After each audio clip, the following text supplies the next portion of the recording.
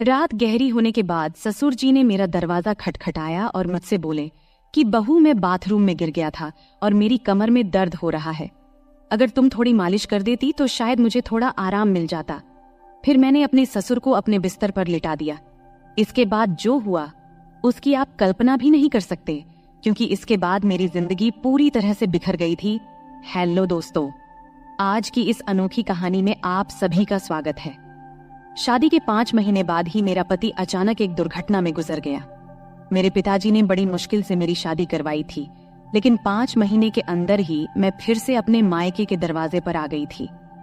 मेरे मायके में मेरी माँ नहीं थी, इसलिए मुझे बहुत डर लगता था कि अगर पिताजी कुछ कहेंगे तो मैं किसके आंचल में अपना मुंह छुपाऊंगी। वहां मेरी सौतेली माँ थी, इसलिए डर और भी ज्यादा था। फिर अचानक एक दिन मेरे ससुर हमारे घर आए और उन्होंने मेरे पिता से कहा कि वह मुझे फिर से अपने घर ले जाना चाहते हैं। मेरी सौतेली माँ ने तुरंत ही हाँ कह दिया, लेकिन मेरे पिताजी ने कहा, अब आपका बेटा नहीं रहा तो आप मेरी बेटी को क्यों ले जाना चाहते हैं। इस पर मेरी सौतेली माँ ने पिताजी से बहस करना शुरू कर दी और कहा, इसमें इतना सोचने की क्या बात है। वो कह रहे हैं कि वह उसे ले जाना चाहते हैं तो उन्हें ले जाने दो। उनके घर की बहू है, बेटी की मौत हो गई तो क्या हुआ, वो अपने ससुराल जा सकती है।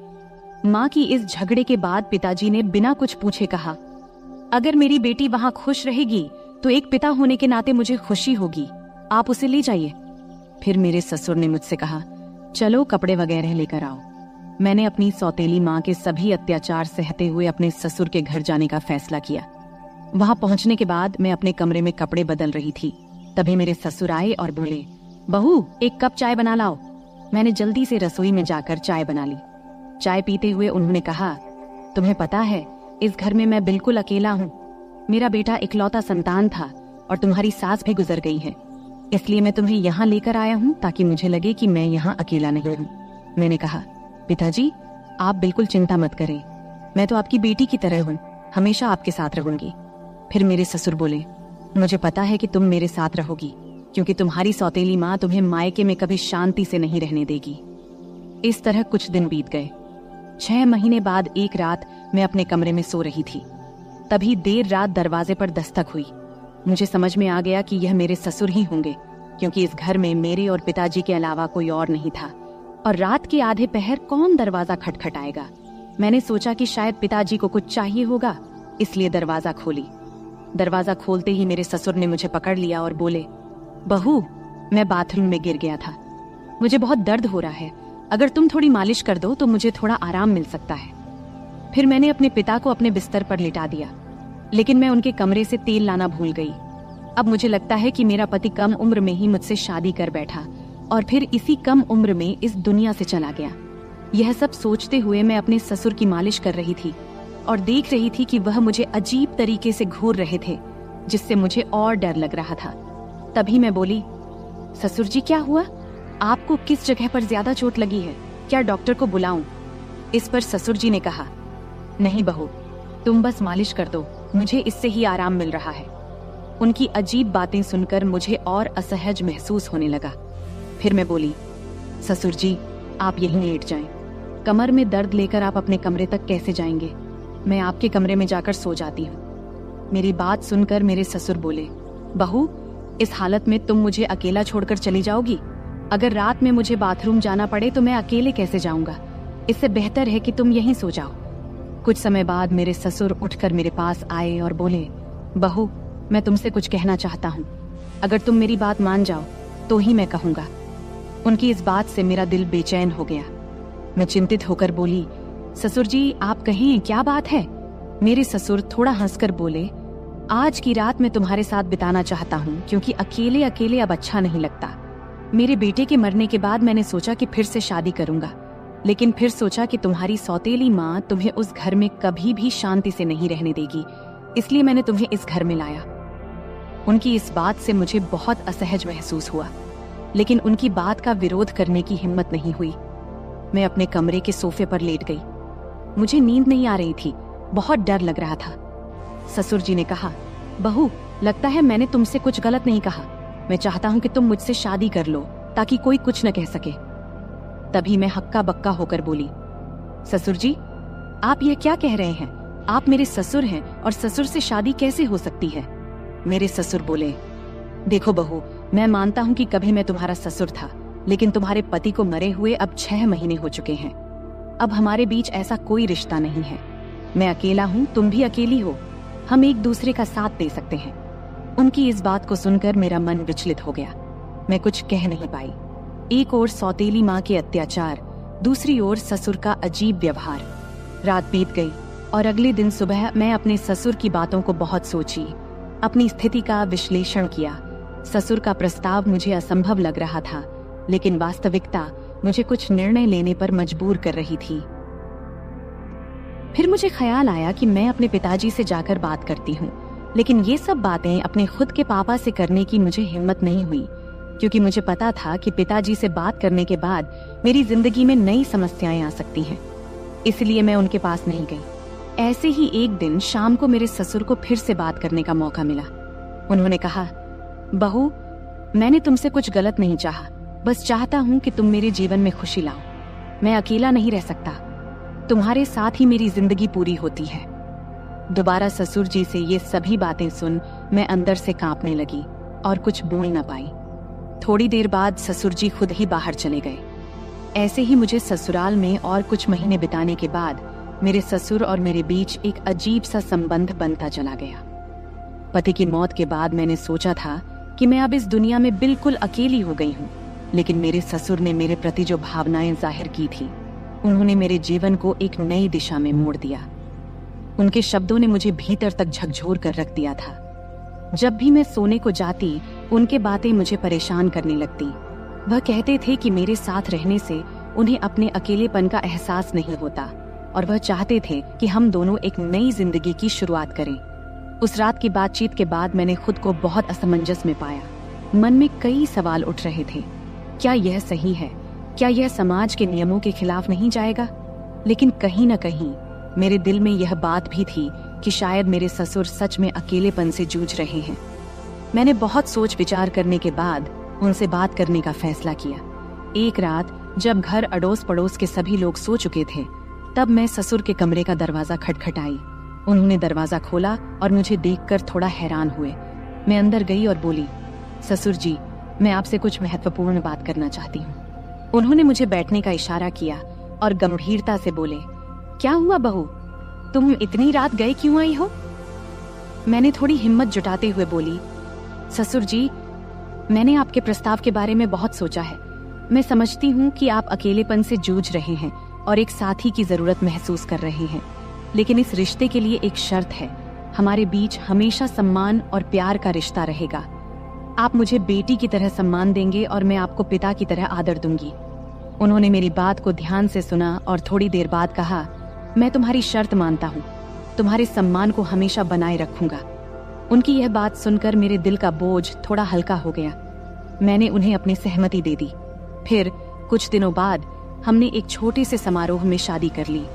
यह शादी समाज की नजर में असामान्य थी, लेकिन हमने अपनी स्थिति को स्वीकार कर लिया था। शादी के बाद के दिन मेरे लिए बेहद चुनौतीपूर्ण रहे। गांव में लोग बातें बनाने लगे, रिश्तेदारों ने हमसे दूरी बनानी शुरू कर दी, लेकिन हमने इन सब की परवाह किए बिना अपने जीवन को आगे बढ़ाने का फैसला किया। हमारे रिश्ते में धीरे धीरे प्यार और समझ बढ़ने लगी। ससुराल में पहले जहां मैं खुद को असहज महसूस करती थी, अब वही घर मुझे अपना लगने लगा था। ससुर ने मेरे लिए हर संभव प्रयास किया ताकि मैं खुश रह सकूं। उन्होंने मेरी हर छोटी बड़ी जरूरत का ध्यान रखा और हर ख्वाहिश पूरी की। वह हर दिन मेरे लिए कुछ न कुछ खास करने की कोशिश करते थे। कभी मेरे पसंदीदा खाने की चीजें लाते, तो कभी मेरे लिए नई साड़ियां खरीदते। धीरे धीरे मैं भी उनके प्रति एक अलग तरह का आदर महसूस करना शुरू कर दी थी। हम दोनों ने मिलकर एक नई जिंदगी की शुरुआत किया। ससुर अब मेरे जीवन का एक अभिन्न हिस्सा बन चुके थे। हमारे बीच का रिश्ता अब सिर्फ ससुर और बहू का नहीं रहा, बल्कि दो दिलों का एक मजबूत बंधन बन गया था। वह मुझे हर उस समय सहारा देते थे जब मुझे उनकी जरूरत होती थी। उन्होंने मुझे फिर से हंसना सिखाया, जीवन को नए नजरिए से देखना सिखाया। शादी के कुछ महीने बाद मैंने महसूस किया कि हमारे बीच का यह नया रिश्ता मुझे एक नई दिशा दे रहा है। हमने मिलकर कई मुश्किलों का सामना किया और हर बार एक दूसरे का साथ दिया। ससुर के साथ मेरे इस नए रिश्ते ने मुझे जीवन के कई नए पहलू दिखाए। उन्होंने मुझे यह एहसास दिलाया कि जीवन में अगर साथी सही हो तो कोई भी मुश्किल इतनी बड़ी नहीं होती कि उसे पार न किया जा सके। समाज की नजर में हमने बहुत कुछ सहा, लेकिन हमने अपने फैसले पर कभी पछतावा नहीं किया। हमारे रिश्ते में धीरे धीरे एक नए तरह का प्यार और सम्मान उभरने लगा। उनके साथ बिताए हर पल ने मुझे कुछ नया सिखाया और मुझे एहसास हुआ कि कभी कभी जीवन हमें ऐसे मोड़ पर ले आता है जहां हमें अपने फैसलों पर पुनर्विचार करना पड़ता है। आज मैं अपने ससुर के साथ एक नई जिंदगी जी रही हूँ। हमारे बीच का प्यार और सम्मान पहले से भी अधिक मजबूत हो गया है। वह मेरे जीवन के सबसे महत्वपूर्ण व्यक्ति बन चुके हैं। उनके साथ बिताए हर पल ने मुझे यह सिखाया है कि जीवन में चाहे कितनी भी मुश्किलें क्यों ना आए, अगर हमारे पास सही साथी हो तो हम हर मुश्किल का सामना कर सकते हैं। इस तरह हमारे बीच का रिश्ता धीरे धीरे और गहरा होता गया। उनके साथ बिताए हर पल ने मुझे यह सिखाया कि जीवन को कैसे नए सिरे से जिया जाए। हमने मिलकर अपने जीवन की हर चुनौती का सामना किया और हर बार जीत हासिल की। अब हमारे बीच का यह नया रिश्ता मुझे एक नई जिंदगी के सपने दिखाने लगा है। तो दोस्तों, ये थी हमारी आज की छोटी सी कहानी। आपको ये कहानी कैसी लगी? कमेंट करके जरूर बताएं। अगर आपको ये कहानी पसंद आई हो तो इसे लाइक करें और अपने दोस्तों के साथ शेयर करें। आगे भी ऐसी ही रोमांचक कहानियों के लिए हमारे चैनल को सब्सक्राइब करें और बेल आइकन दबाना न भूलें ताकि आप हमारी कोई भी कहानी मिस न करें। धन्यवाद। नमस्ते दोस्तों, आज की इस कहानी में आपका स्वागत है। मेरा नाम सुमन है और मेरी उम्र 23 साल है। मैं दिखने में काफी सुंदर हूँ। मैं अपनी शरीर की बनावट से दिखने में थोड़ी बड़ी लगती हूँ। मेरे चेहरे की बनावट आकर्षक है, रंग गोरा है और मेरा शरीर न तो बहुत पतला है और न ही मोटा, बल्कि एकदम मध्यम है। मैं गांव में रहती हूँ, इसलिए दूसरी गांव की लड़कियों की तरह मैं भी ज्यादातर सलवार सूट पहनती हूँ। मैंने केवल 10वीं क्लास तक पढ़ाई की है और उसके बाद से घर पर ही रहती हूँ। बाहर से मुझे बहुत ही सीधी सादी और साधारण लड़की समझा जाता था। मैं इतनी होशियार या चालाक भी नहीं थी। लेकिन सच कहूं तो मेरी जिंदगी में कुछ ऐसे दिन आए जब मैंने अपनी हदों को पार कर लिया। तब जिंदगी ने मुझे कुछ ऐसी सीख दी जो मैंने कभी सोची भी नहीं थी। बहुत पहले की बात है, मैं एक ऐसे अनुभव से गुजरी जिसने मेरे दिल दिमाग पर गहरी छाप छोड़ दी। उस समय मेरी मुलाकात गौरव भैया से हुई। मेरे जीवन में उस वक्त बहुत अकेलापन था, लेकिन गौरव भैया के साथ समय बिताना मुझे अच्छा लगने लगा। वो हमेशा मेरे प्रति बहुत केयरिंग रहते थे और उनकी मौजूदगी से मेरा मन हल्का हो जाता था। शुरुआत में जब मैं उनके साथ समय बिताती थी तो शरीर में एक अलग सा दबाव महसूस होता था, जैसे मुझे आराम की जरूरत हो। लेकिन धीरे धीरे सब कुछ सामान्य होने लगा। हमारे बीच ऐसा रूटीन बन गया कि जैसे ही मौका मिलता हम दोनों एक दूसरे के साथ वक्त बिताने के लिए बेताब हो जाते। हालांकि जब घर में और लोग होते तो हमें थोड़ा डर भी लगता कि कहीं कोई हमें देख न ले, लेकिन किसी को भी हम पर शक नहीं होता था क्योंकि गौरव भैया मुझे हमेशा दीदी कहकर बुलाते थे। वैसे भी मैं उम्र में उनसे 3 साल बड़ी थी। उस वक्त सर्दियों का मौसम था और सभी अपने अपने कमरों में रहते थे। रात को सब जल्दी ही अपने अपने कमरों में सोने चले जाते थे। तब मैं और गौरव भैया अलग अलग कमरों में सोते थे। एक दिन रात को जब मैं दरवाजा बंद करके सो रही थी तब एक ऐसी घटना घटी जिसने मेरी जिंदगी में एक नया अनुभव जोड़ा। घटना ये घाटी की, हमारे घर की एक सदस्य, मेरी मामी, काफी ज्यादा बीमार हो गई थी। इस वजह से मेरी माँ और मैं मामी को देखने उनके घर गए। तब हमें छोड़ने के लिए गौरव भैया गाड़ी लेकर आए थे। उन्होंने जब पहली बार मुझे देखा तो बोले, आप तो काफी बड़ी हो गई हो दीदी। तब मैं थोड़ा मुस्कुराई। उसके बाद जब गाड़ी में हम मामी के घर जा रहे थे तो उस वक्त रहते में ही शाम के 6 बज गए थे। तब हमें घर पहुंचने में देरी हो गई थी, इसलिए रास्ते में थोड़ा अंधेरा हो गया था। ठंड के दिन था तो 6 बजे ही अंधेरा हो जाता था। जब हम घर पहुंचे तो देखे कि मामा रसोई में खाना बना रहे थे और मामी बिस्तर पर लेटी हुई थी। तब मेरी माँ रसोई में गई और मामा से कहने लगी, जब इतनी परेशानी हो रही थी तो मुझे पहले ही बता देते, इतनी तकलीफ उठाने की क्या जरूरत थी। फिर माँ खाना बनाने में लग गई और मैं मामी के पास बैठ गई। मामी मुझे देखकर खुश हुई, लेकिन उनकी हालत काफी खराब लग रही थी। थोड़ी देर बाद मेरी माँ ने मामी को खाना दिया और अपने हाथों से खिलाया। उसी समय गौरव भैया ने मुझे आवाज दिया। तब मैं उनकी तरफ देखी और पूछी, क्या हुआ भैया? वो मेरी तरफ ही देख रहे थे, जैसे कुछ कहना चाहते हों। उनकी बातों ने बाद में मुझे एक नया अनुभव दिया। रात को जब खाने का वक्त हुआ तो मैं कमरे में गई। जहां गौरव भैया खाना खा रहे थे। उन्होंने मुझे देखते ही कहा, दीदी आइए साथ में खाना खाते हैं। मैंने मना करते हुए कहा, नहीं भैया आप पहले खाइए, मैं बाद में खा लूंगी। लेकिन उन्होंने जोर देकर मुझे बैठा लिया। मैं भी भूखी थी, इसलिए ज्यादा ना नुकुर नहीं की और हम दोनों ने साथ बैठकर खाना खाने लगी। तब हम दोनों ने बहुत मजे से खाना खाया, क्योंकि खाना हम साथ लेकर आए थे। खाना खत्म होने के बाद मैं अपनी माँ के कमरे में सोने के लिए जाने लगी। तभी गौरव भैया ने कहा, दीदी अगर आपको बुरा ना लगे तो आप यहीं मेरे कमरे में सो जाइए। उनकी ये बात सुनकर मैं हैरान रह गई और मैंने कहा, नहीं भैया मैं माँ के साथ सोऊंगी। लेकिन तब बार बार वे मुझसे विनती करने लगे। आखिरकार मैं मान गई। ठीक है मैं यहाँ सो जाऊंगी, लेकिन पहले मम्मी को बता देना चाहती हूँ कि मैं आपके कमरे में सोऊंगी। इस पर गौरव भैया खुद जाकर मम्मी को बताए कि मैं उनके कमरे में सो रही हूँ। इधर मैंने अपने सलवार कुर्ते बदल लिए, क्योंकि मेरे कपड़े थोड़े ज्यादा टाइट थे। जब गौरव भैया ने मुझे नए कपड़ों में देखा तो मुस्कुराते हुए बोले, दीदी आप इस ड्रेस में कमाल की लग रही हैं, आप इतनी खूबसूरत क्यों हैं? तब मैंने कुछ नहीं कहा, बस मुस्कुराकर बात बदल दी। फिर मैंने चादर ओढ़ ली और बिस्तर पर बैठ गई। गौरव भैया भी अपने सोने का इंतजाम नीचे फर्श पर करने लगे। तब मैंने कहा, भैया बिस्तर पर ही सो जाओ, यहाँ काफी जगह है। मेरे कहते ही गौरव भैया भी चादर ओढ़कर मेरे पास बैठ गए। गौरव भैया बहुत हंसमुख और मजाकिया इंसान थे। उन्होंने मजेदार बातें करके मुझे काफी देर तक हंसाया। बात करते करते कब रात के 12 बज गए पता ही नहीं चला और न जाने कब मैं सो गई। सुबह जब मेरी नींद खुली तो मैंने देखा कि गौरव भैया मेरे बालों से खेल रहे हैं। मुझे जागते देख वो मुस्कुराते हुए बोले, गुड मॉर्निंग दीदी, कैसी हो? मैं भी मुस्कुराते हुए बोली, बहुत बढ़िया भैया। फिर हम दोनों चादर के अंदर बैठकर बातें करने लगे। तभी उसी वक्त मम्मी हमारे लिए गर्मा गर्म चाय लेकर आईं। सुबह बहुत ठंडी थी, इसलिए चादर में बैठकर चाय पीना अच्छा लग रहा था। गौरव भैया बार बार मेरी तरफ देख रहे थे। मैंने मुस्कुराते हुए पूछा, क्या है भाई, ऐसे क्यों देख रहे हो? वो मजाक करते हुए बोले, आपकी आंखें बहुत बड़ी और खूबसूरत हैं। सच कहूं दीदी, आपकी आंखों में देखने से मन खुश हो जाता है। तब मैं मस्ती में बोली, सुबह जब मैं सो रही थी तब क्या कर रहे थे?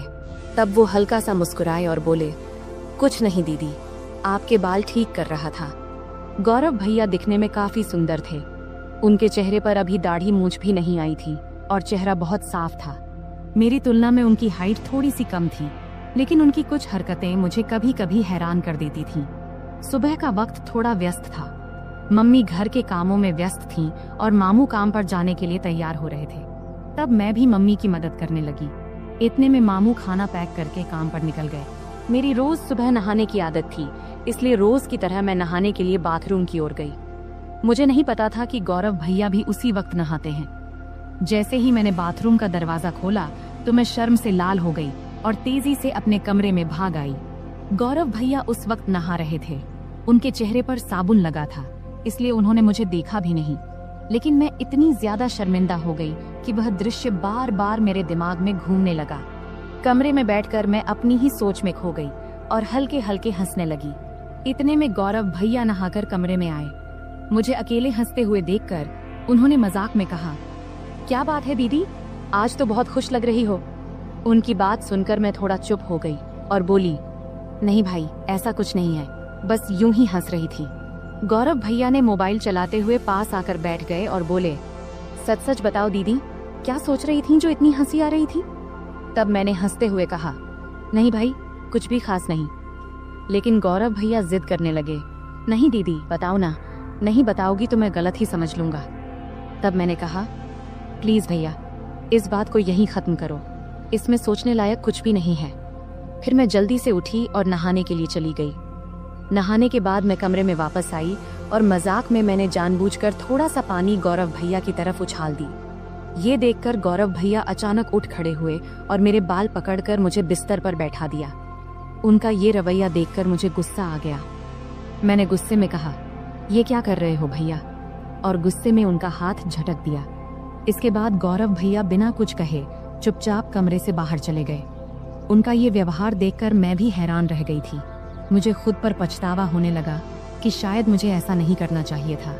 फिर जल्दी से मैं अपनी बाल ठीक की और मम्मी के पास चली गई। मामी का ध्यान रख रही थीं उन्हें दवा दे रही थीं और खाना तैयार कर रही थीं। तभी मामी ने मुझसे कहा, जाकर गौरव को बुला ला, उसे गरम गरम खाना खा लेने को बोल दे, वरना ठंडा हो जाएगा। मुझे पता था कि गौरव भैया मुझसे नाराज है। जब मैं उन्हें बुलाने गई तो देखा कि वो छत पर बैठे फोन देख रहे हैं। मैंने आवाज लगाई, भैया नीचे आओ, मम्मी बुला रही हैं, खाना खा लो। लेकिन उन्होंने कोई जवाब नहीं दिया। तब मैं और पास गई और कहा, प्लीज भैया मुझसे नाराज मत हो, मुझसे गलती हो गई, मैं माफी मांगती हूँ। तब भी वो मेरी तरफ देखा भी नहीं और फोन देखते रहे। तब मैंने उनके हाथ को पकड़कर कहा, भैया गलती सिर्फ मेरी नहीं थी, तुमने भी तो मेरे बाल खींचे थे, इसलिए मुझे गुस्सा आ गया था, अब इतना नाराज मत हो। तब मेरी आंखों में आंसू आ गए और मैंने रोते हुए कहा, भैया प्लीज इतना गुस्सा मत करो, अगर मेरी गलती है तो मुझे एक नहीं 2 चांटे मार दो, लेकिन ऐसे चुप मत रहो। मुझे रोता देख गौरव भाई का गुस्सा थोड़ा ठंडा हो गया। उन्होंने धीरे से कहा, ठीक है, रो मत, लेकिन तुम्हें मुझ पर हाथ नहीं उठाना चाहिए था। खैर छोड़ो, चलो खाना खा लेते हैं। तब मैंने कहा, पहले ये तो कहो कि तुमने मुझे माफ कर दिया है। तब वो हंसकर बोले, अरे बहुत हो गया, अब चुप हो जाओ, वरना मुझे और ज्यादा माफिया मांगनी पड़ेंगी। फिर हम दोनों नीचे गए और खाना खाने बैठे। मम्मी और मामी पहले ही खा चुकी थी। मम्मी रसोई का काम खत्म कर रही थी। खाने के बाद मैं मामी के पास बैठ गई और उनके साथ बातचीत करने लगी। मामी की तबीयत का हालचाल लेने लगी। इसी बीच मम्मी ने कहा, हम दोनों पास के घर में मिलने जा रहे हैं, तुम और गौरव यहीं रहो। मैंने गौरव से कह दिया है कि कहीं बाहर न जाए, हम जल्दी लौट आएंगे। फिर मम्मी और मामी बाहर चली गईं और मैं मामी का कमरा साफ करने लगी। तभी गौरव भैया मस्ती करते हुए आ गए। मैंने उनसे कहा, भैया प्लीज मेरे लिए कुछ ला दो। उन्होंने मुस्कुराकर कहा, बोलो दीदी क्या चाहिए। मैंने कहा, मेरे लिए चॉकलेट ले आओ, मुझे बहुत पसंद है। गौरव भैया हंसते हुए बोले, ठीक है, तुम कमरे की सफाई करो, मैं चॉकलेट लेकर आता हूँ। गौरव भैया चॉकलेट लेने चले गए और मैं कमरे की सफाई करने लगी। जब मैंने मामी की अलमारी खोली तो वहाँ मेकअप का सामान रखा देखी। सजने संवरने का मेरा भी बहुत शौक था, तो मैंने मामी का मेकअप इस्तेमाल करना शुरू कर दिया। फिर मैंने मामी के झुमके और गहने पहन लिए और अलमारी से लाल साड़ी निकाल ली। जब गौरव भैया चॉकलेट लेकर वापस आए तब मैं पूरी तरह से सज धज कर नई दुल्हन की तरह तैयार हो चुकी थी। तब मैंने बाल खोल रखे थे, लिपस्टिक लगा रखी थी और हाथों में चूड़ियां भी पहन ली थीं। जैसे ही वे कमरे में दाखिल हुए, मुझे इस रूप में देखकर हैरान रह गए। उनके मुंह से बस यही निकला, दीदी आप तो शानदार लग रही हैं। फिर मैंने उनसे चॉकलेट ली और बिस्तर पर बैठकर खाने लगी। गौरव भैया भी पास में बैठ गए और तब उनकी नजरें मुझसे हट नहीं रही थीं। तब मैंने कहा, भैया इतना मत देखो, मुझे असहज लग रहा है। गौरव भैया हंसकर बोले, क्या करूं दीदी, आप पर से नजर हट ही नहीं रही, आप साड़ी में इतनी सुंदर लग रही हो, मानो कोई परी हो। फिर मजाक में बोले, मन कर रहा है कि आपको अपनी दुल्हन बना लूं। मैं समझ रही थी कि उस वक्त उनके मन में क्या चल रहा था, पर मैंने हल्की हंसी के साथ बात को दूसरी ओर मोड़ दिया। मैंने मजाक में कहा, तो फिर रुक क्यों गए, बताओ मुझे पत्नी बनाकर क्या करोगे।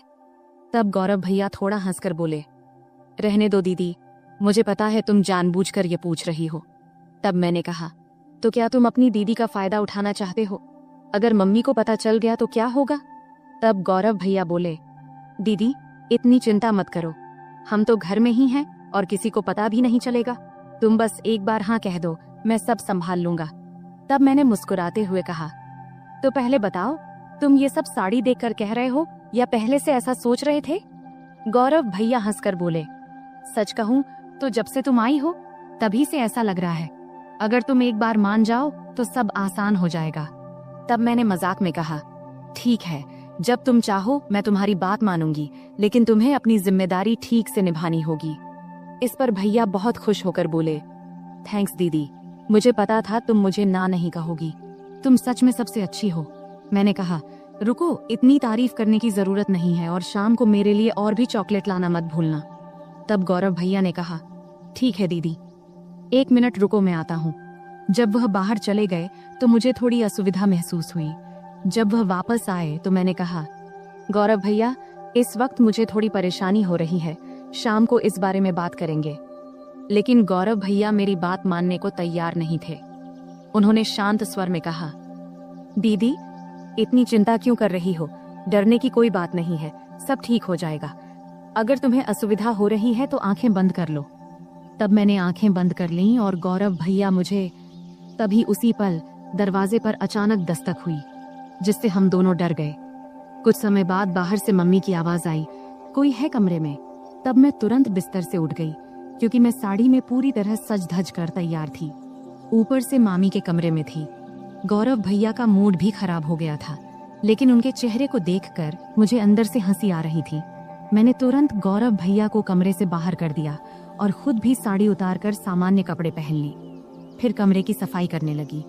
इस बीच मम्मी ने मामी को बरामदे में बिठाया और सीधे रसोई में जाकर चाय बनाने लगी। तब मैं जल्दी जल्दी कमरे की सफाई करने लगी। बाद में हम सबने मिलकर चाय पी। चाय पीने के बाद मम्मी काम में लग गईं और मैं बरामदे में लेट गई। समय बिताने के लिए मैंने मम्मी की मदद करनी शुरू कर दी। कुछ समय बाद मैंने देखा कि गौरव भैया कहीं नहीं दिख रहे हैं। जब मैं उन्हें ढूंढने गई तो देखी कि वह बाथरूम से बाहर निकलकर हाथ धो रहे थे, लेकिन उनके चेहरे से लग रहा था कि उनका मूड अभी भी ठीक नहीं है। तब उन्हें देखकर मैं हंसी नहीं रोक पाई और हंसते हुए बोली, क्या हुआ, इतना उदास क्यों हो? मजाक में मैंने कहा, भैया तुम ऐसे क्यों हो? गौरव भैया हंसते हुए बोले, अगर तुम मेरी जगह होती तो तुम भी ऐसे ही करती।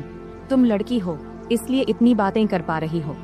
मैं हंसकर बोली, ठीक है भैया, बस थोड़ा इंतजार करो, रात होने पर तो कोई डिस्टर्ब नहीं करेगा।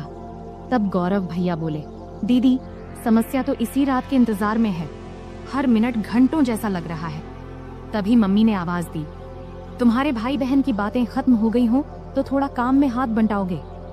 मम्मी की आवाज सुनते ही मैं उठकर जाने लगी और जाते जाते मजाक में बोली, गौरव भैया याद रखना, अगर चॉकलेट नहीं मिला तो मैं भी कुछ नहीं दूंगी।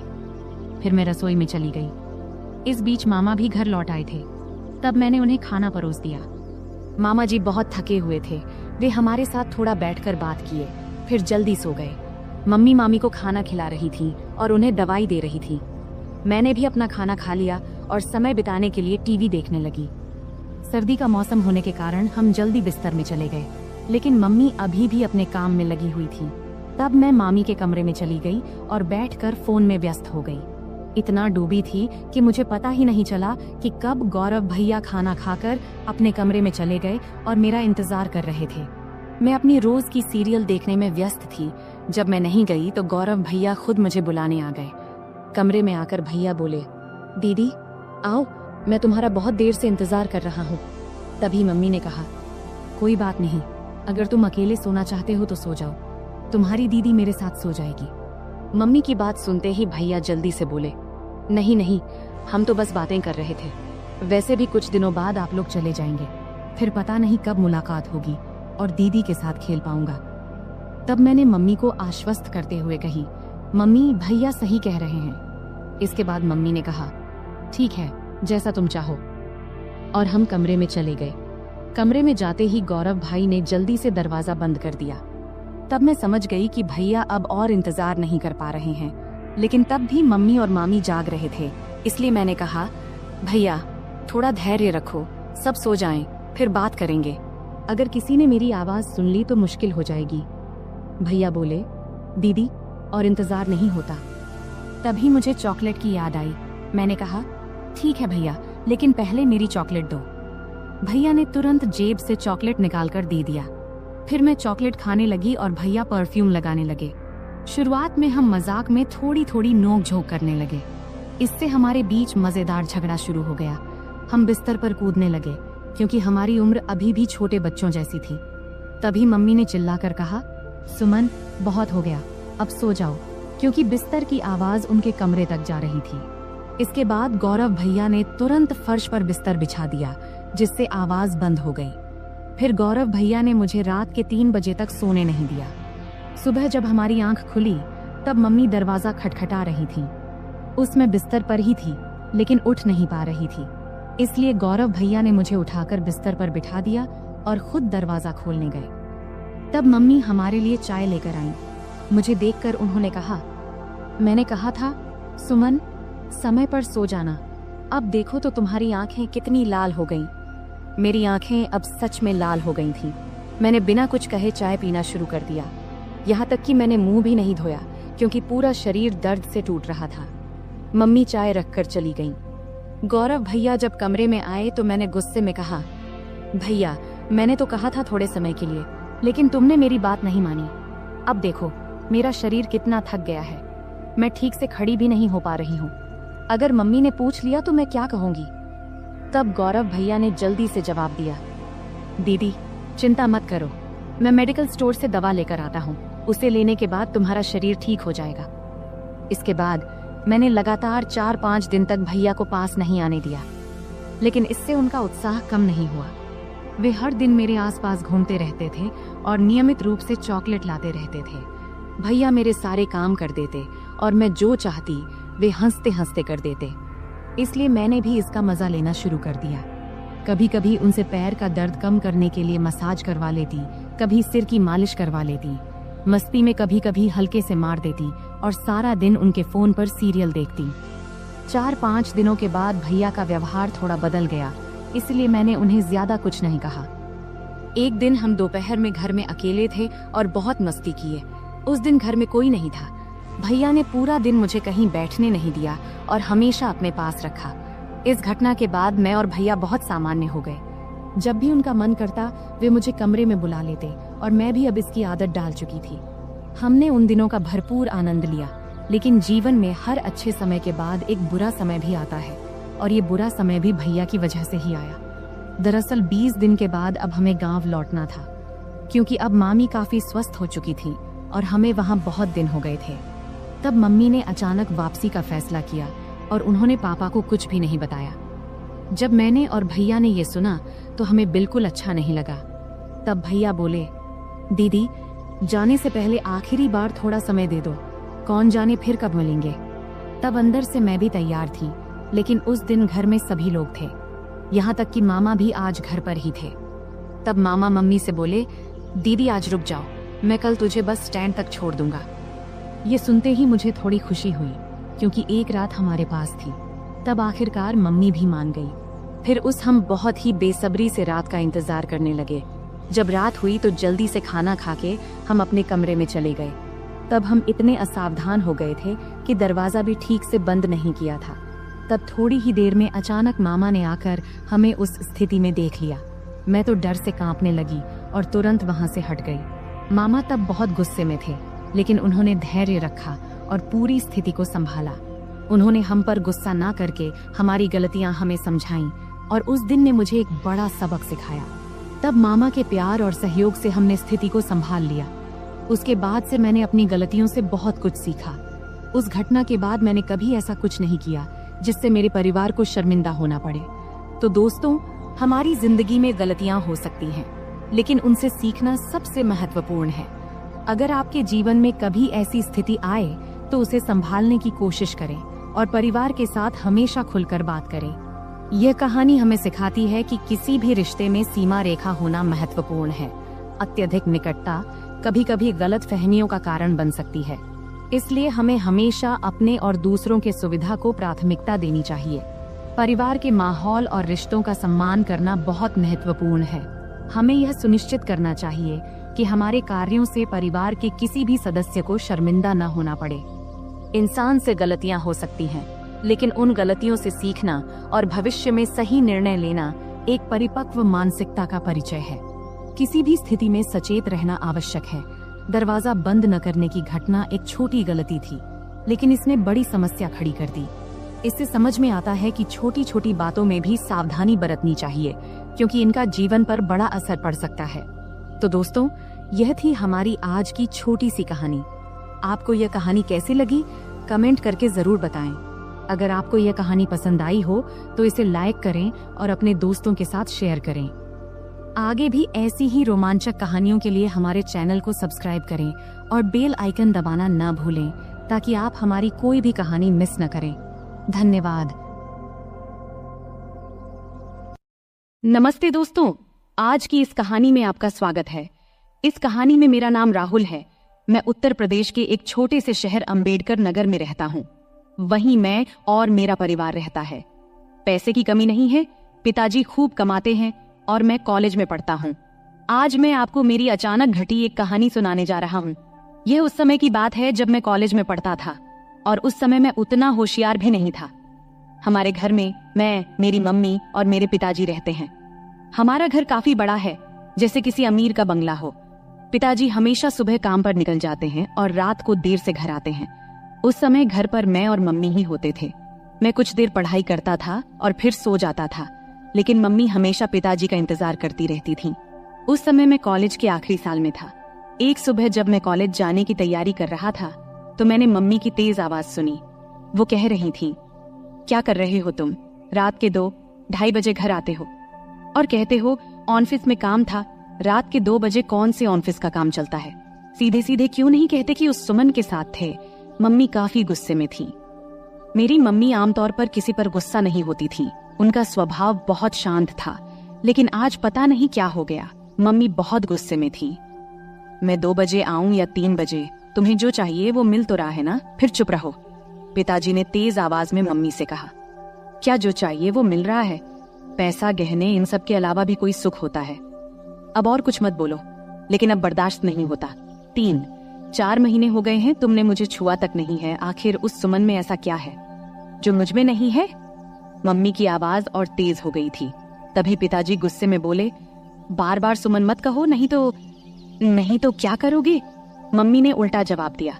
उस समय पिताजी का गुस्सा बहुत बढ़ गया था।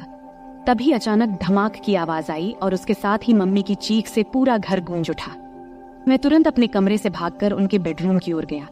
जो दृश्य मैंने देखा उसे देखकर मैं सन्न रह गया। पिताजी मम्मी को बेल्ट से मार रहे थे।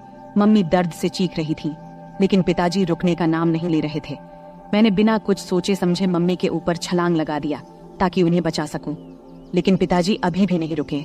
जैसे ही मुझे भी 2-4 फटकारें लगी, पापा रुक गए और तिलमिलाते हुए मेरी ओर गुस्से में देखने लगे और फिर घर से बाहर चले गए। फिर मैंने मम्मी की ओर देखा। मम्मी की आंखों से आंसुओं की धारा बह रही थी। मैंने मम्मी को सहारा देकर उठाया। उठते समय मम्मी कराह उठी। मैंने उन्हें बेड पर बैठाया। तब तक उनके हाथ और पीठ पर लाल निशान पड़ गए थे। ये देखकर मुझे पापा पर बहुत गुस्सा आया। कोई इंसान इतना निर्दयी कैसे हो सकता है? कोई अपनी ही पत्नी को ऐसे मारता है भला? फिर मैं जल्दी से किचन में गया, एक कटोरी में तेल और हल्दी मिलाई और मम्मी के पास ले आया। मुझे भी अपनी पीठ पर लगे 2-4 फटकारों की चोट महसूस हो रही थी। मम्मी सुशक सुशक कर रो रही थी। फिर मैंने मम्मी के हाथ और पीठ पर तेल हल्दी का मिश्रण लगाना शुरू किया, जहां उन्हें मार पड़ी थी। कुछ जगहों पर हल्का खून भी आ गया था। मिश्रण लगाने के बाद मैंने कटोरी को एक ओर रख दिया और मम्मी के पास बैठ गया। मम्मी ने मुझे देखा और तुरंत मुझे गले से लगा लिया। फिर वह मेरी गर्दन में सिर छिपाकर जोर जोर से रोने लगी। मम्मी के आंसुओं से मेरा कंधा भीग गया। मैं उनकी पीठ थपथपाकर उन्हें शांत करने की कोशिश कर रहा था। हम दोनों काफी देर तक यूं ही एक दूसरे की बाहों में रहे। तभी मम्मी के हाथ जब मेरी पीठ के निशानों को छूने लगे तो दर्द की तेज लहर उठी और मैं कराह उठा। मम्मी को जैसे ही इसका एहसास हुआ वो तुरंत मुझसे दूर हट गई। फिर मम्मी ने मेरा शर्ट ऊपर उठाया और उसी कटोरी से तेल हल्दी का मिश्रण धीरे धीरे मेरी पीठ पर लगाने लगी। लगाते समय भी वो सुशक रही थी। तू क्यों मेरे लिए बीच में आया? बेवजह तुझे मार पड़ी, मम्मी ने ऐसा कहा। फिर मैंने उनसे कहा, मम्मी, तुम्हारे लिए अगर मेरी जान भी चली जाती तो मुझे कोई दुख नहीं होता, लेकिन उन्होंने तुम्हें क्यों मारा? जब मैंने यह पूछा तब मम्मी मेरी ओर देखते हुए बोली, तुझे बताऊं या ना बताऊं ऐसा सोच रही हूँ। छोड़, पर अब तुझे ये सब जान लेना चाहिए। पिछले 2 साल से तुम्हारे पापा ऑफिस की एक लड़की के चक्कर में हैं। रात को देर से आते हैं और मेरा तो जैसे कोई अस्तित्व ही नहीं है उनके लिए। और मुझे ये बताते हुए भी शर्म आ रही है कि पिछले कई महीनों से उन्होंने मुझे छुआ तक नहीं है। कई बार तो मन करता है कि अपनी जान दे दूं, पर मेरे बाद तेरा क्या होगा, ये सोचकर मैंने ऐसा कदम नहीं उठाया। पर सच में अब इस जिंदगी से थक चुकी हूँ। अब मैंने तय कर लिया है, एक ही घर में रहूंगी, लेकिन उनसे कोई भी संबंध नहीं रखूंगी। मम्मी की ये बातें सुनकर मैं सोच में पड़ गया। इतनी खूबसूरत, सुशिक्षित और समझदार मम्मी होने के बावजूद पापा किसी दूसरी औरत के चक्कर में कैसे पड़ गए? मन ही मन मैंने पापा के इस कर्म को दोषी ठहराया। मम्मी वाकई बहुत सुंदर थी। सुंदर चेहरा, नाजुक नाक, गुलाबी होंठ, 5.5 फुट की ऊंचाई, गोरा रंग। वो एकदम किसी चित्र में बनाई गई देवी की तरह दिखती थी। फिर भी पिताजी को उनकी सुंदरता क्यों नहीं दिखती देती थी। उस दिन के बाद से मम्मी ने पापा से बात करना बंद कर दिया। वो मेरे कमरे में मेरे पास ही सोने लगी। पापा महीने में घर का सारा सामान भरवा देते थे और टीवी के पास वाली दराज में 5 से 7 हजार रुपये रख जाते थे। अब तो पापा घर पर खाना भी नहीं खाते थे, वो उस औरत के घर से ही खाकर आते थे और कभी कभी घर आते भी नहीं थे। धीरे धीरे ऐसे ही और 3 साल बीत गए। तब मैं कॉलेज की पढ़ाई पूरी कर चुका था और एक IT कंपनी में काम करने लगा था और अब मैं 24 साल का हो गया था। रोज का व्यायाम और अच्छा खान पान करने की वजह से मेरी सेहत भी अच्छी हो गई थी। अब तो पापा महीने में 2-3 बार ही घर आते थे, मुझसे भी कम ही बात करते थे। हालांकि मम्मी अब उस सदमे से उबर चुकी थी, लेकिन उनके चेहरे पर हमेशा उदासी छाई रहती थी। मैंने उन्हें कभी हंसते हुए नहीं देखा था। यह देखकर मुझे बहुत बुरा लगता था। जब मैं नौकरी पर गया तो कंपनी ने मुझे लैपटॉप दिया, इसलिए मैंने घर पर इंटरनेट कनेक्शन भी लगवा लिया। बचपन से मम्मी के साथ रहने के कारण मेरे पास ज्यादा दोस्त नहीं थे। मम्मी ही मेरी सबसे करीबी दोस्त थी। संध्या के समय जब मैं काम से घर लौटता तो फ्रेश होकर चाय पीता और फिर बेडरूम में जाकर लैपटॉप पर इंटरनेट चलाता। यह मेरा समय बिताने का जरिया बन गया था। उस वक्त की उम्र के कारण मैं इंटरनेट पर तरह तरह फिल्में देखता रहता था, लेकिन मुझे सबसे ज्यादा माँ और बेटे के बीच की फिल्में पसंद आने लगी थी। धीरे धीरे मेरी नजरें मम्मी को देखने के तरीके में भी बदलाव आने लगा था। एक दिन सोमवार का दिन था, रात के करीब 9 बजे होंगे। अचानक पापा घर आए। हमारा घर मम्मी के नाम पर था। पापा मम्मी से कहने लगे कि घर उनके नाम कर दें। तब मम्मी ने इनकार किया तो पापा उन्हें बहुत बुरा भला कहने लगे। मम्मी चुपचाप सुनती रहीं। तभी पापा ने मम्मी के गाल पर थप्पड़ मार दिया। ये देख अब मेरा खून खौल उठा। पापा दूसरा थप्पड़ मारने ही वाले थे, तभी मैंने उनका हाथ पकड़ लिया और कहा, पापा अब बहुत हो गया, ये तमाशा बहुत हो चुका है, अब और नहीं सहन कर सकता। आज से इस घर में कदम रखा तो इसका अंजाम अच्छा नहीं होगा। फिर मम्मी ने भी गुस्से में पापा को खूब डांटा। पापा मम्मी की जोर से डांटने पर अचानक रुक गए और मेरे ताकतवर शरीर को देखकर वहां से चले गए। फिर मैंने दरवाजा बंद कर दिया और मम्मी के पास चला गया। मम्मी ने मुझे आंसुओं से भरी आंखों से देखा और दौड़ते हुए आईं। फिर मुझे गले से लगा लिया और फूट फूट कर रोने लगी। मैंने भी मम्मी की कमर को कसकर पकड़ा और उन्हें अपनी बाहों में भर लिया।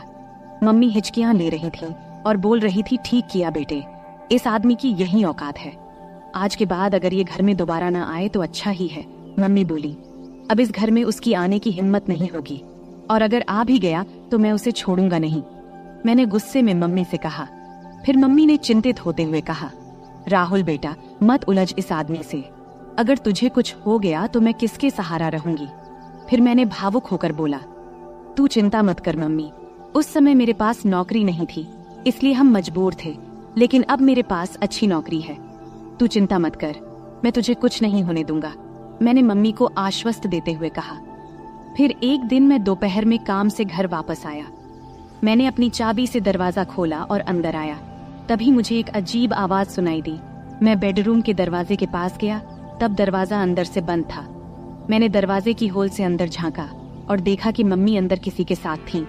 जो नजारा मैंने देखा उसे देखकर मैं चौंक गया। लगभग 10 मिनट तक मैं वहीं देखता रहा। अचानक मम्मी बेहोश होकर गिर पड़ी। फिर मैं दरवाजे से हट गया और धीरे से बाहर बरामदे का दरवाजा खोला। फिर जोर से कहा, मम्मी मैं आ गया हूँ, तुम कहाँ हो। ये कहते हुए मैंने अपने हाथ में पकड़ा बैग सोफे पर रख दिया और जूतों के फीते खोलने लगा। कुछ ही देर में मम्मी ने बेडरूम का दरवाजा खोला और बाहर आई। मुझे अचानक देखकर उनके चेहरे पर घबराहट और आश्चर्य के भाव थे। मैंने जल्दी से अपने जूते उतारे और बेडरूम में घुस गया। टेबल पर मुझे केले की प्लेट दिखाई दी। मैंने एक केला उठाया और खाने लगा। मम्मी मेरे पीछे पीछे आई। मैं जैसे ही केले को खाने वाला था, मम्मी कुछ बोलने वाली थी, लेकिन मैंने पहले ही केले को मुंह में डाल लिया था। मम्मी हैरानी से मेरी ओर देख रही थी और मैं शांति से केला खा रहा था। केला थोड़ा कच्चा था, इसलिए पूरी तरह से मीठा नहीं था। मम्मी, केले बहुत अच्छे हैं और है क्या? मैंने केले खाते हुए मम्मी से पूछा। मम्मी ने कुछ जवाब दिया, लेकिन अपने मुंह में ही। लेकिन दोस्तों, मैं आपको बताता चलूं, उन केलों का स्वाद इतना अच्छा था कि कुछ मत पूछो। केले खाने के बाद मैं बाथरूम में जाकर फ्रेश हो गया और फिर कमरे में जाकर लैपटॉप खोल लिया। फिर मैं एक रोमांटिक मूवी देखने लगा। फिर रात के खाने के बाद मैं बेडरूम में सोने चला गया। थोड़ी देर में मम्मी भी सब काम निपटाकर सोने आईं। मम्मी ने हल्के गुलाबी रंग का नाइट गाउन पहना हुआ था। तब मैंने लैपटॉप से नजरें हटाकर मम्मी की ओर देखा। मम्मी नीचे झुककर तकिया ठीक कर रही थी। तकिया सही करने के बाद मम्मी बिस्तर पर लेट गईं। तब मैंने भी अपना लैपटॉप बंद कर दिया, फिर लाइट बंद किया और सोने की कोशिश करने लगा। लेकिन मुझे नींद नहीं आ रही थी। मेरे दिमाग में दिन की वो घटना बार बार घूम रही थी। बहुत देर तक मैं जागा रहा, जबकि मम्मी शांति से सो रही थी। कुछ समय बाद मम्मी ने करवट ली और मेरी तरफ पीठ करके सो गईं। फिर उन्होंने छत की ओर मुंह करके लेटना शुरू किया। मैं थोड़ी देर के लिए डर गया, लेकिन जब मम्मी जागी नहीं तो मुझे थोड़ी राहत मिली। मेरी हिम्मत बढ़ी और मैं धीरे धीरे मम्मी की ओर देखने लगा। मम्मी ने कुछ ही पल के लिए मेरी ओर देखा और फिर अपनी आंखें बंद कर लीं। मैंने समझ लिया कि वो अभी भी जाग रही हैं। मैं थोड़ा और आगे बढ़ा और खुद को संतुष्ट महसूस किया। मम्मी भी खुश थीं, उन्होंने कुछ नहीं कहा, लेकिन मुझे एहसास हो रहा था कि उन्हें भी संतोष मिला है। मम्मी, क्या हुआ? तुम चुप क्यों हो? क्या तुम्हें अच्छा नहीं लगा? मैंने जब ऐसा पूछा तब उन्होंने बोला, नहीं रे बेटा, मुझे तो बहुत अच्छा लगा। तूने मम्मी को बहुत खुश किया। फिर मैंने मम्मी के पीठ पर प्यार से हाथ फेरते हुए कहा, मम्मी, अब से तुम्हें केले खाने की जरूरत नहीं पड़ेगी। मैंने मम्मी के कान में धीरे से ऐसा कहा। तब मम्मी बोल उठी, बेटा, तुझे ये कैसे पता चला? मम्मी ने आश्चर्य से मेरी ओर देखते हुए पूछा। तब मैंने उन्हें बताया कि आज दोपहर जब मैं घर आया तो कमरे से तुम्हारी आवाज सुनाई दी। जब मैंने दरवाजे की होल से देखा तो मुझे सब समझ में आ गया। तभी मैंने ठान लिया था कि अब से मम्मी को किसी भी चीज की कमी नहीं होने दूंगा। राहुल, मेरे राजा, तू कितना प्यार करता है अपनी मम्मी से। मम्मी भावुक होकर बोली, हाँ मम्मी, अब से तुम्हें मैं किसी भी चीज की कमी नहीं होने दूंगा। मैंने कहा, अब पापा भी हमें सताने नहीं आएंगे और अब वो दोबारा इस घर में कदम नहीं रखेंगे, इसलिए तुम अब चिंता मत करना, हम अब सुख से रहेंगे। मैंने मम्मी को आश्वस्त किया। उस दिन हम दोनों ने सुख और शांति का आनंद लिया और फिर आराम से सो गए। अगली सुबह मम्मी ने सारे काम निपटाए और मुझे उठाने आईं। मैंने जल्दी से तैयार होकर चाय पिया और हम दोनों गपशप करने लगे। तभी हमने देखा कि पापा अचानक से आकर हमारे सामने खड़े हो गए। तब मम्मी ने पापा से पूछा, अब क्या चाहिए तुम्हें? एक बार कह दिया कि हम ये घर नहीं देंगे तो फिर क्यों आए हो? पापा ने जवाब दिया, मुझे अब घर नहीं चाहिए, मैं बस ये बताने आया हूँ कि मैं अब दूसरी शादी करने जा रहा हूँ, तो मुझे तुमसे तलाक चाहिए। फिर मम्मी ने मेरी ओर देखा और पूछा, तुम्हारा क्या कहना है? मैंने कहा, मम्मी, जो तुम्हें सही लगे वो करो, मैं तुम्हें किसी भी चीज की कमी नहीं होने दूंगा, मेरा भरोसा करो। मम्मी ने फिर पापा को तलाक के लिए हाँ कह दिया। दोपहर को मम्मी और पापा दोनों ऑफिस गए और अपने बाकी कानूनी काम निपटा कर लौटे। उसके बाद से पापा कभी हमें दिखाई नहीं दिए और हमने भी उन्हें कभी ढूंढने की कोशिश नहीं की। हम दोनों अब अपने घर में खुश थे और पापा भी अपनी सेक्रेटरी के साथ खुश थे। अब हम दोनों अकेले रहते हैं और अपने सुख दुख का ख्याल रखते हैं। ऐसे ही चलते चलते अब कई साल बीत चुके हैं। अब मम्मी मुझसे कहने लगी है कि अभी तेरा बहुत जीवन बाकी है, तू किसी अच्छी लड़की को देख ले जिससे मैं तेरा विवाह करा सकूं, और हाँ, शादी के बाद मुझे भूल मत जाना। मैंने हंसते हुए कहा, तुम्हें कैसे भूल सकता हूँ मम्मी, तुम तो मेरी मम्मी हो। फिर हम दोनों हंसने लगे। अगले कुछ महीनों तक हमारा जीवन बहुत शांति और खुशी से बीत रहा था। मम्मी और मैं अब एक दूसरे का ख्याल रखते थे और एक दूसरे के साथ खुश थे। लेकिन मम्मी की बात मेरे दिमाग में अक्सर घूमती रहती थी। उन्होंने कहा था कि अब मुझे अपने जिंदगी के बारे में सोचना चाहिए और किसी अच्छी लड़की से शादी कर लेनी चाहिए। मैंने इस बारे में गंभीरता से सोचना शुरू किया और एक दिन मम्मी से खुलकर बात किया। मैंने उनसे कहा, मम्मी, आपने सही कहा था, अब वक्त आ गया है कि मैं अपने जीवन के अगले पड़ाव की ओर बढ़ूं। मुझे लगता है कि अब मुझे भी किसी के साथ अपना जीवन बिताने की जरूरत है। मम्मी ने मेरे चेहरे की ओर देखा और प्यार से मुस्कुराई। फिर उन्होंने कहा, बिल्कुल बेटा, मैं हमेशा चाहती थी कि तू अपनी जिंदगी को खुशी और प्यार से भर ले। मैं तेरे लिए बहुत खुश हूँ। इसके बाद मम्मी ने मेरे लिए लड़की देखनी शुरू की। कुछ ही दिनों में मम्मी को एक अच्छा रिश्ता मिला। लड़की का नाम स्नेहा था। स्नेहा बहुत समझदार और संस्कारी लड़की थी। जब मैंने उससे पहली बार मुलाकात किया तो मुझे ऐसा लगा जैसे मेरे जीवन का वो खालीपन भर गया हो। स्नेहा और मैं जल्द ही शादी के बंधन में बंध गए। शादी के बाद हमारा घर और भी खुशहाल हो गया। मम्मी, स्नेहा और मैं एक परिवार की तरह रहने लगे। मम्मी को अब इस बात की खुशी थी कि उन्होंने मुझे अकेलेपन से बाहर निकालकर मेरे लिए एक नया जीवन शुरू करने में मदद की थी। समय बीतता गया और हमारा जीवन पहले से भी बेहतर होता चला गया। मम्मी अब पहले से ज्यादा खुश थीं और मुझे भी इस बात की तसल्ली थी कि मैंने उनका हर सपना पूरा कर दिया था। अंत में मैंने सीखा कि जीवन में रिश्तों की अहमियत कितनी होती है। चाहे वो माँ बेटे का रिश्ता हो या पति पत्नी का, सच्चा प्यार और सम्मान ही रिश्तों को मजबूत बनाता है। और यही सीख मैंने अपने जीवन में उतारी। तो दोस्तों, इस कहानी का यही संदेश है कि परिवार ही हमारी असली ताकत है और जब हम अपने परिवार के साथ खड़े होते हैं तो हर मुश्किल आसान हो जाती है। उम्मीद है कि आपको यह कहानी पसंद आई होगी। ऐसे ही और कहानियों के लिए चैनल को सब्सक्राइब जरूर करें। धन्यवाद।